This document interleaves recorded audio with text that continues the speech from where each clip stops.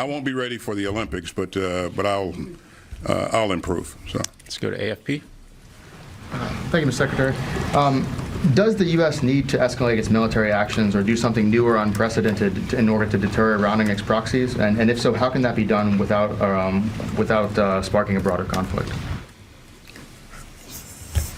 I think everyone recognizes the challenge associated with making sure that we hold the right people accountable, that we do everything necessary to protect our troops, and that we manage things so that they don't escalate. I don't think there's any set formula for doing this. I do think, though, that in everything that we do, as we work our way through our decision-making process with the National Security Council, we're managing all of that, looking at all of that, and we're using every instrument of national power to address various issues. So I think, I mean, there are ways to manage this so it doesn't spiral out of control, and that's been our focus throughout. So. Let's go to Al Jazeera. Fadi. Thank you, John. Speedy recovery, Mr. Secretary. I have two things. Back in December, in your speech at the Reagan Library, you told Israeli leaders they have to protect civilian lives in Gaza. Since that speech, 12,000 more Palestinians have been killed. We're now at 27,000 killed. Why are you still supporting this war when this government, that is the most extreme in the history of Israel, led by someone who refuses to recognize any political right for the Palestinians, and with elements that are calling for ethnic cleansing and displacement of Palestinians? Do Palestinians have the right to dignity? As you said in Angola when I was with you on the trip, you said the future belongs to those who protect dignity, not trample it. Yeah. I said that in the speech at the Reagan Forum. I've said that to my counterpart, Minister Gallant, every time that I talk to him, and I talk to him every week. And I emphasize the importance of protecting civilian lives. I also emphasize the importance of providing humanitarian assistance to the Palestinians. It's critical. It's really important. There's no question that this is it's been a tough conflict.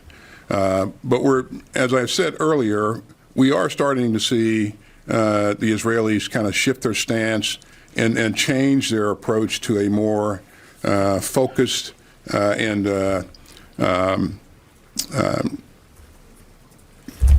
controlled, well, control is probably not the right word, but a more focused effort, focused on a discrete set of objectives. And so I think, we talked to them about that weeks ago, and they said they were going to do that, and they are doing that. But I will continue to emphasize, and I know Secretary Blinken and President Biden will continue to emphasize the importance of addressing the issue of the Palestinian people. It's critical. And, we're doing more, but we're not doing enough. So. Time for a few more. Let's go to CNN.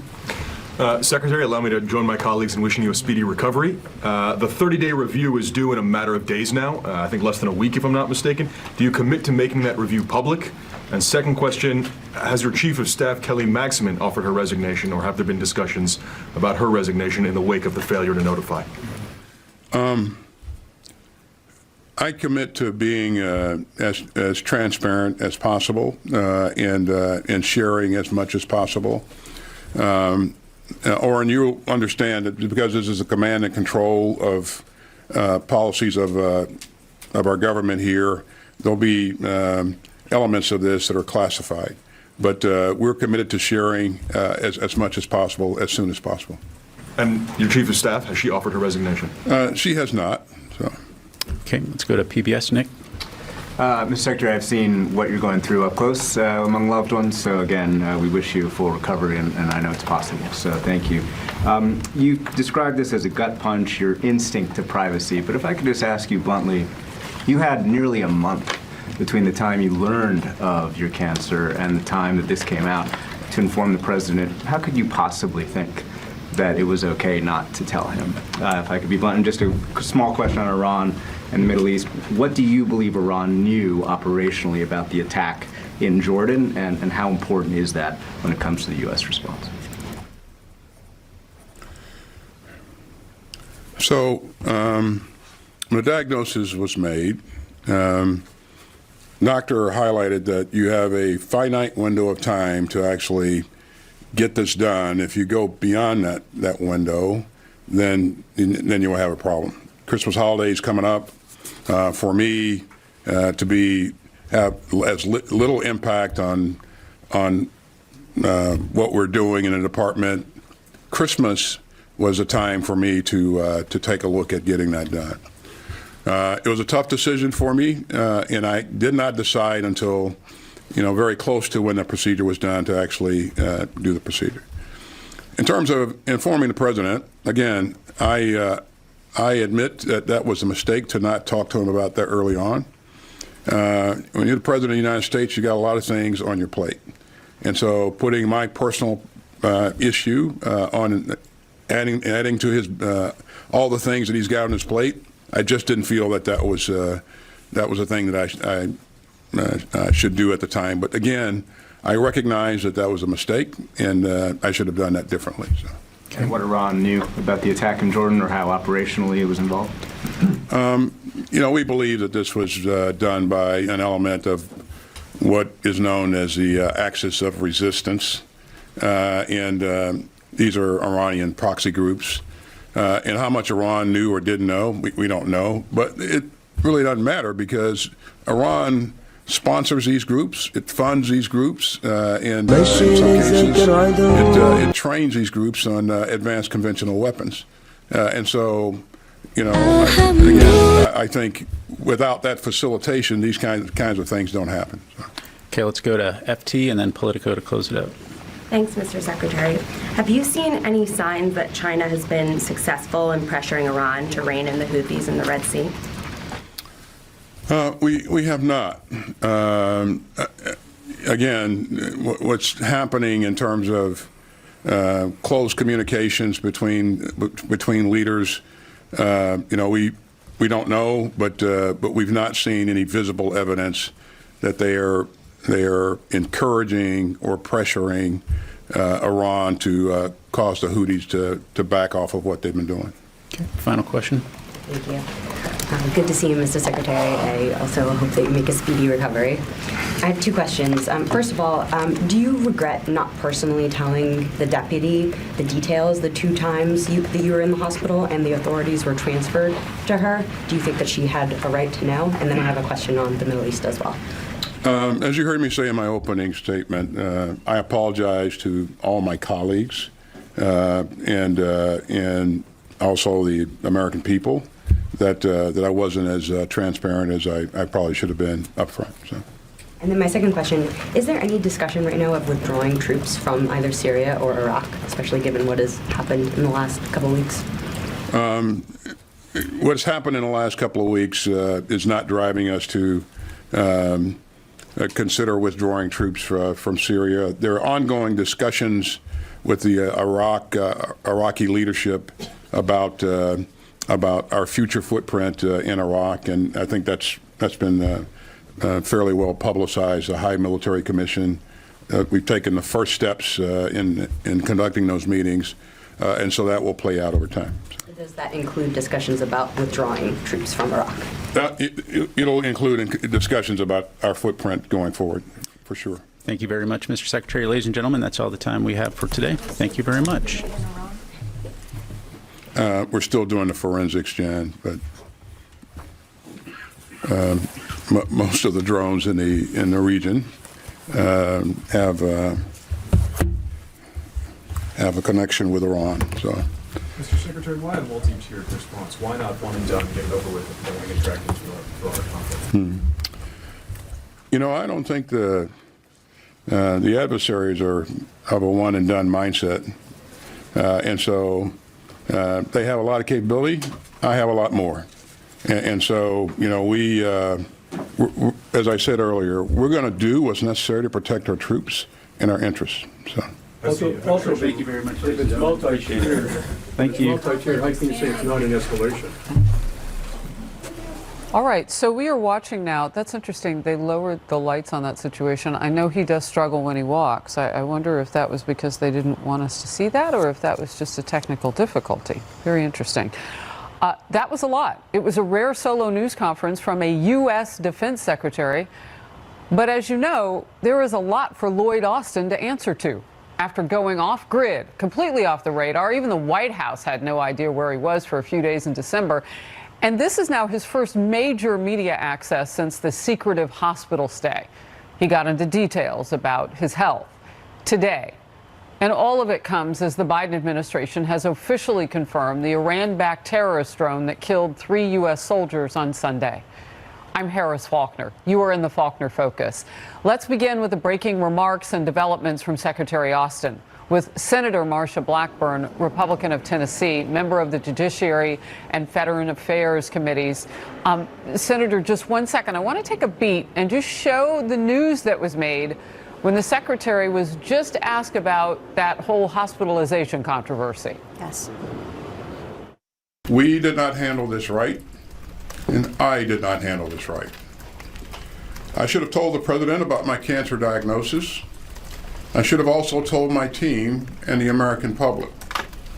And I take full responsibility. I was being treated for prostate cancer. The news shook me, and frankly, my first instinct was to keep it private. The American people have a right to know if their leaders are facing health challenges that might affect their ability to perform their duties, even temporarily. What went through your mind when you first heard him address that? Harris, I'm pleased that he admits he made a mistake. But when you are the Secretary of Defense and there is kinetic activity that is taking place, and we have troops that are there in the Middle East, we have troops that are over in Europe, we have activity that is taking place around the Taiwan Straits. You need to realize the severity of that and the importance of letting those around you know. And making the president aware should have been the first thing that he thought to do, not of himself, not of his privacy, but to make certain that the commander-in-chief was aware that he was having an issue. Well, look, there were a lot of questions about it. And in a later question, he said he didn't want to burden the president with his personal journey because the president had so much going on. If I remember correctly, the president was on vacation. But anyway, Secretary Austin made it very clear about this part of the conversation with regard to Iran. And I would imagine in some corners this makes news. The White House is kind of beating around this. He said, I mean, plain speaking, the United States is not at war with Iran. Watch. The president will not tolerate attacks on American troops, and neither will I. So this is a dangerous moment in the Middle East. We will continue to work to avoid a wider conflict in the region. But we will take all necessary actions to defend the United States, our interests, and our people. And we will respond when we choose, where we choose, and how we choose. And when he was asked, are we at war with Iran? He said the U.S. is not at war with Iran. Now, here's what the president said earlier today. Our prayers continue to be with the families of the 3 American servicemen killed and attacked in the FOB in Jordan. Sergeant William Rivers, Specialist Breonna Moffett, and Specialist Kennedy Sanders.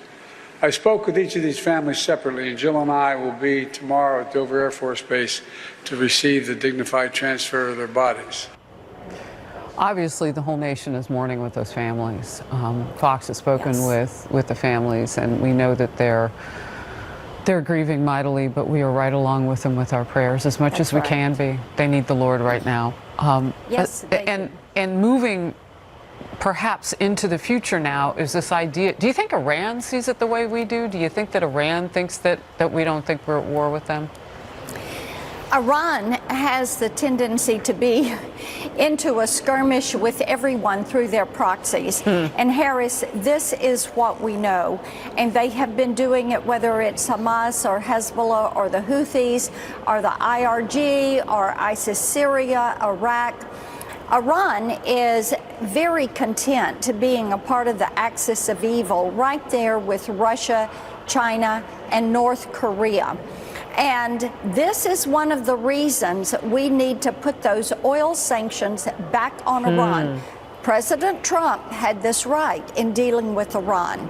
Now that they have gotten money under President Biden, what are they doing with it? They are funding these terrorist organizations. These organizations are striking at us. And Iran can say, we didn't carry out this attack. It wasn't us, but the attack would not have been carried out without the money, the missiles, the rockets, the armor, the training that is coming from Iran to these terrorist organizations. Our audience could see it. How the entire time you were talking, that's how long it took to show the 166 times we've been hit since October 17th. Part of that time, the Secretary of Defense was off grid and was communicating somehow or another that he was in the Washington area, which left the Situation Room reportedly with the belief that, well, maybe he's working from home, maybe he's still accessible. That was not true.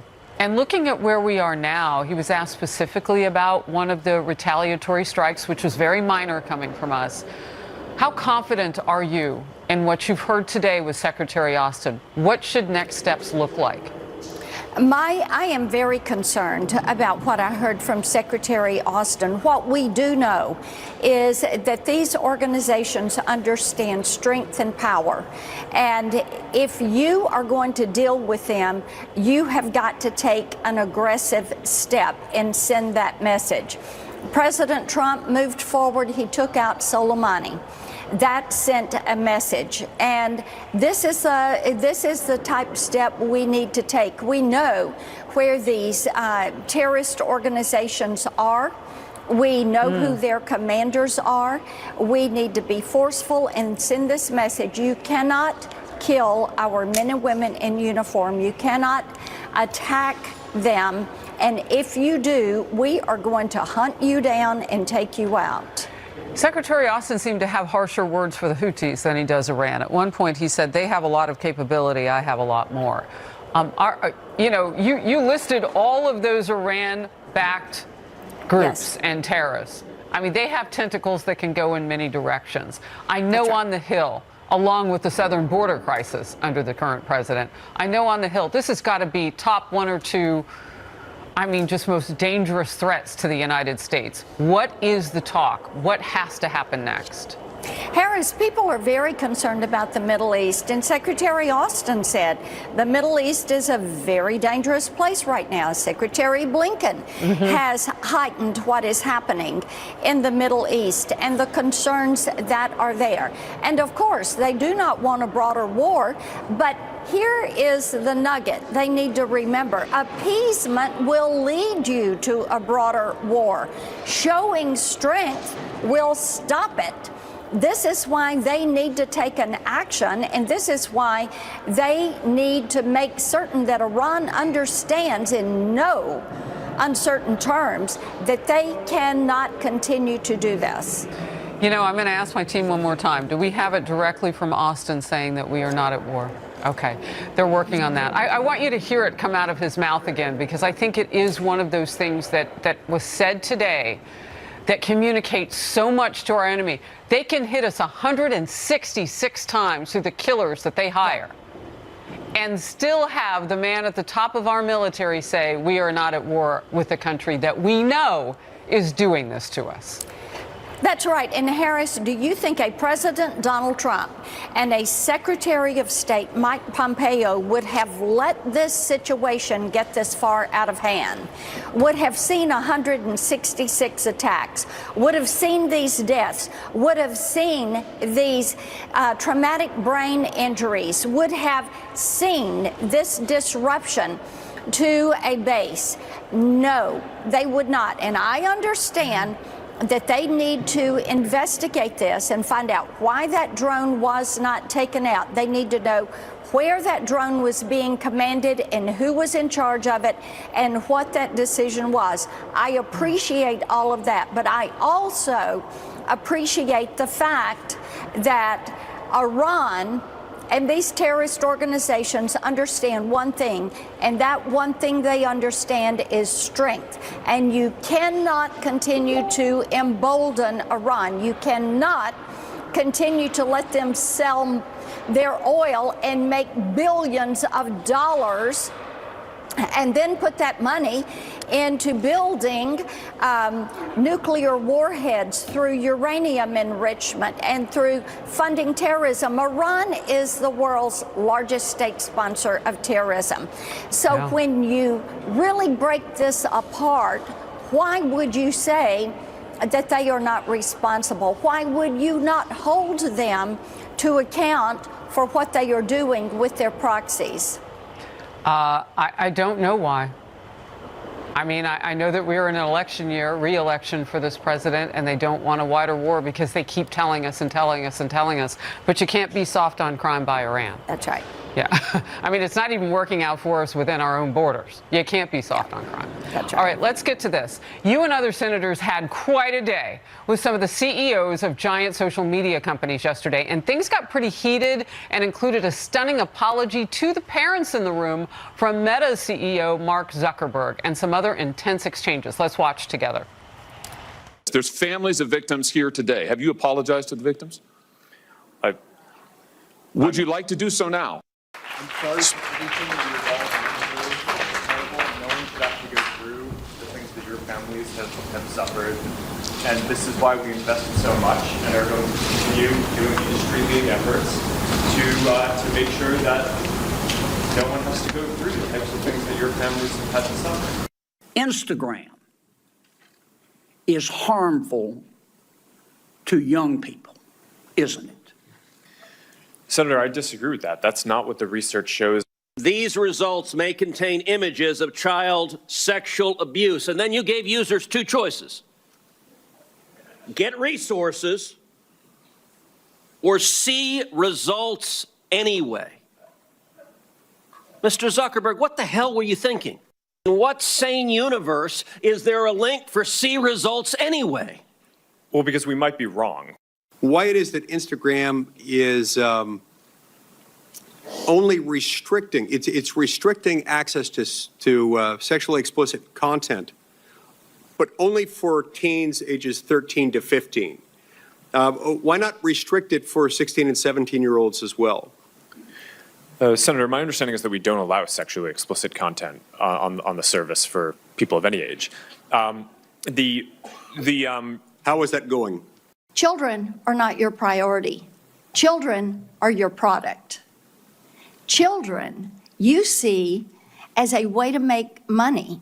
Mr. Zuckerberg, yes, there are a lot that is slipping through. It appears that you're trying to be the premier sex trafficking Of course not, Senator. in this country. Senator, that's ridiculous. No, it is not ridiculous. Senator, your thoughts today in watching that back? It is so interesting that these CEOs could not give us straight answers. And when I asked Mark Zuckerberg what was happening with this sexually explicit material that is being pushed, not just on the site, but it is actually being pushed to kids. I asked if it violated their terms of service and their community standards, and he would not give me a direct answer on that. He should have said, yes, it violates. Yes, we're taking it down. Yes, we want to do better, but that is not what he said. He said, well, we're taking it down. And as you heard, no, you're not. If you're taking it down, you're doing a pretty sorry job of it because a lot is getting through. There is some research, Harris, that shows that every day 100,000 kids are force-fed sexually explicit material on these sites. It is being pushed to them. They're not looking for it. It shows up in their feed. And of course, we have 42 states attorneys general that are now suing Meta because of the addictive features that they are pushing forward on children. That moment when he stood up, turned around and apologized to those parents, what was that like to be in the room? You know, I wish that each one of those would have taken their turn at apologizing to those parents. You look at the amount of pornographic material on X. You look at what Snap has done, connecting kids to pedophiles and drug dealers. TikTok, with the kids that have done these TikTok challenges and lost their lives. Discord, which is used for chats in gaming, and kids are meeting really bad actors. Every one of them owed those parents that were in that room an apology, and those kids, friends of kids that had lost their life, that showed up wearing those T-shirts, I'm worth more than $270, which is what Zuckerberg said a teen was worth to them on social media. I thought it was powerful. Senator Blackburn, very powerful. Great to have you in focus today. Good to be with you. Thank you. Now I want to show you that critical part. Senator Blackburn and I talked about it. You heard me paraphrase it, but I do think it's important. It's critical for you to hear Secretary Lloyd Austin from his news conference that we covered live moments ago. Watch it. We don't see Israel engaged in a conflict with other countries in the region. We're not at war with Iran. And yeah, the Houthis continue to do some things that are very irresponsible and illegal. And so our goal is to make sure that we continue to take away capability from the Houthis to do what they've been doing. And this is not a U.S. issue. This is an international issue. Sean Duffy, former Wisconsin congressman and co-host of The Bottom Line on Fox Business. Plain speaking, we are not at war with Iran. Through all their proxies, they sure do kill effectively. Yeah, they do. And I think it's fair to say we are not at war with Iran, but Iran truly is at war with us. And how this administration responds here is incredibly important. You can have very targeted military attacks back on Iran and the Houthis and their other proxies. But what's always frustrating for so many people on the right is, why aren't you using oil sanctions to cut off their revenue supply? Why not? It does come back to global warming. Well, because I think if you cut off oil supplies coming out of Iran, China's going to go purchase more oil on the open market, driving up prices in an election year. So Joe Biden's choosing to shut down American oil and keep Iranian oil flowing and funding this radical regime. So that's the frustrating part.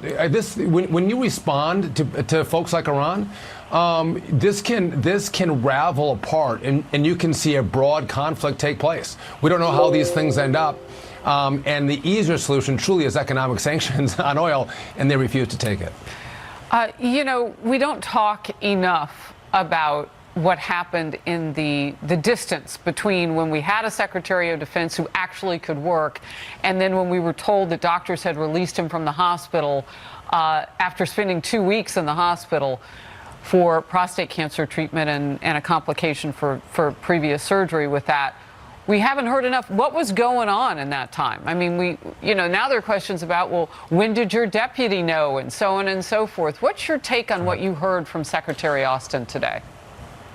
Well, we do not know. And how did the communication chain break down? What information didn't the president have? How was the White House operating? Those are all questions I think we have to have. Now, they're going to tell us everything was functioning just fine. But anyone who looks at the situation with Lloyd Austin out, the president not knowing he was gone, there were real challenges within the White House. But yeah, so I think one day I think we're going to find out what happened here. But well, he said we would. So one last point, Harris. This is not about Lloyd Austin. This is about Joe Biden and the decisions he made. If he had made decisions earlier to strike back a little harder when they were attacking our ships and U.S. flagged vessels, you would not have the Houthis escalate. We might have those 3 soldiers still alive, those 2 Marines still alive. But when you wait and you allow them to continue to escalate, more people die and the responses become more grave. Yeah, and you mentioned the Marines, now the 3 soldiers, all of it. So this is happening. Florida Governor Ron DeSantis is making unprecedented moves now to take on Biden's border crisis. He's deploying up to 1,000 of Florida's National and State Guard to the state of Texas. Here's the governor just last hour. It's as bad as it's ever been at the southern border. Biden has the authority to close this border today if he wanted to. He lacks the will to get the job done. Today, we are going to fortify our presence along the southern border. We're providing up to 1 battalion of Florida National Guard, as well as our first ever deployment of the Florida State Guard, so that we can stop this invasion once and for all. Unprecedented. A mix of both guards now going. Other states also. 25, half the nation supports Texas. Yeah, and this is not just a Texas problem, not just an Arizona problem. This is an American problem, and every state is bearing the burden of illegal immigration. We had Chad Wolf on the bottom line a couple days ago, who said Joe Biden, when he took office, signed 94 executive orders on immigration to open this border up. And so Ron DeSantis is right. Joe Biden can roll those executive orders back and try to resecure the border instead of trying to cut razor wire put up by Texas to let more illegals in. So again, this is a standoff between states' rights and the federal government, and who has the right to protect themselves. If Joe Biden chooses not to do it and open up the border and make states and cities pay the price for that, they have every right to use their tools and their sovereignty to work together to secure the border on behalf of their people, and God bless them for doing it, Harris. We should have this standoff. Joe Biden should execute the laws of the United States and secure our borders. When he refuses, governors should do it, and they are.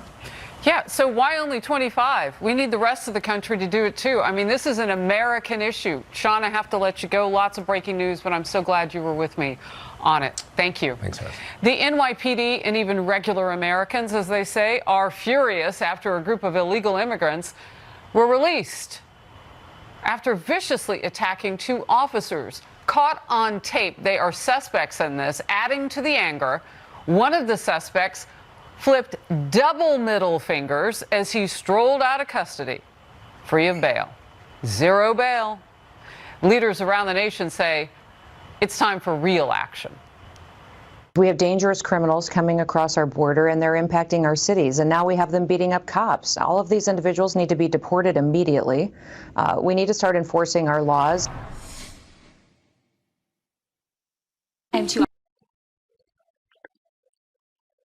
Đây, thì các bạn sẽ gấp nó lại như thế này cho mình nha. Đấy. Sau đó thì các bạn sẽ viết cái phần này lại.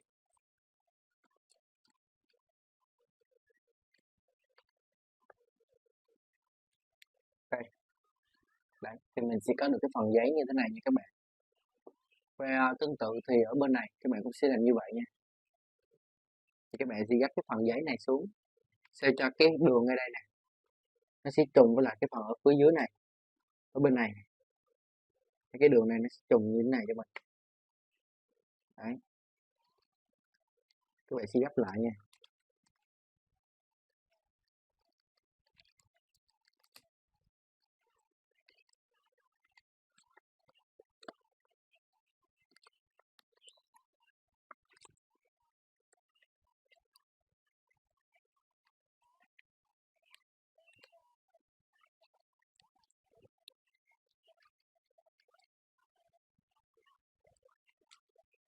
Đây, thì các bạn sẽ gấp lại như thế này cho mình. Về sau đó thì các bạn sẽ miết cái phần này lại nha.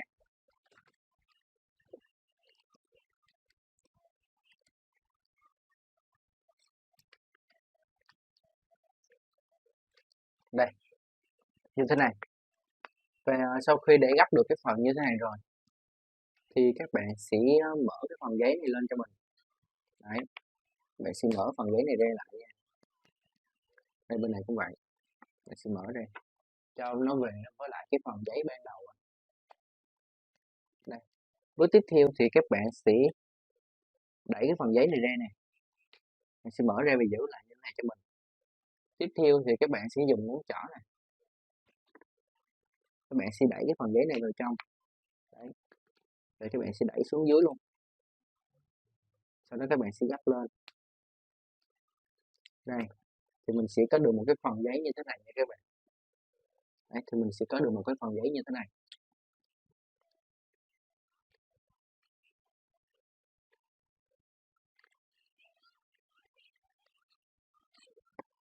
Đây, về các bạn sẽ biết cái phần này lại cho mình.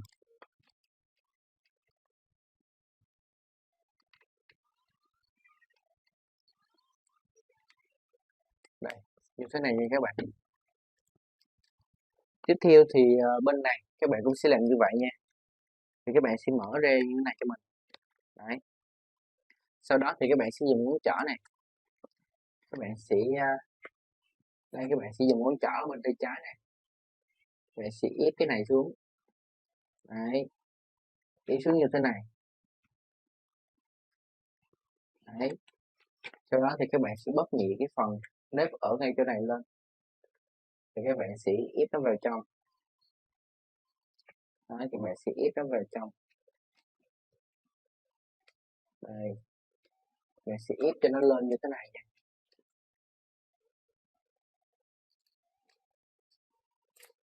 Sau đó thì các bạn sẽ nhớ cái phần này lại cho mình.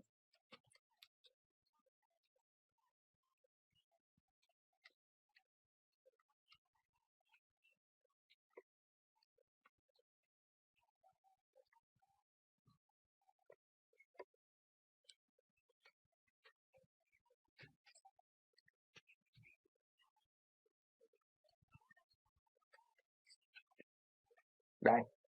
Và mình sẽ được một cái phần giấy như thế này nha các bạn. Đây. Mình sẽ được một cái phần giấy như thế này. Và tiếp theo thì các bạn sẽ gấp cái phần giấy này xuống. Rồi các bạn sẽ bóp lại như thế này cho mình.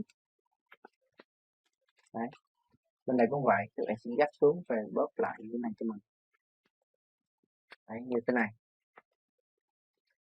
Sau đó thì các bạn sẽ chú ý cho mình nè. Mình sẽ biết cái phần này là một tí nha.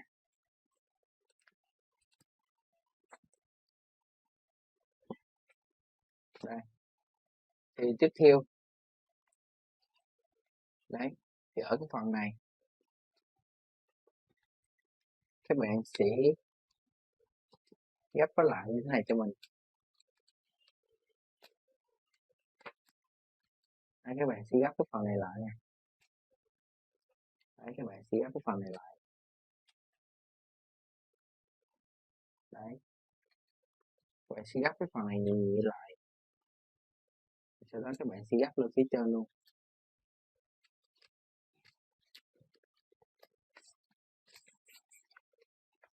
Các bạn sẽ gấp nhẹ phần này lại rồi các bạn sẽ gấp lên phía trên cho mình.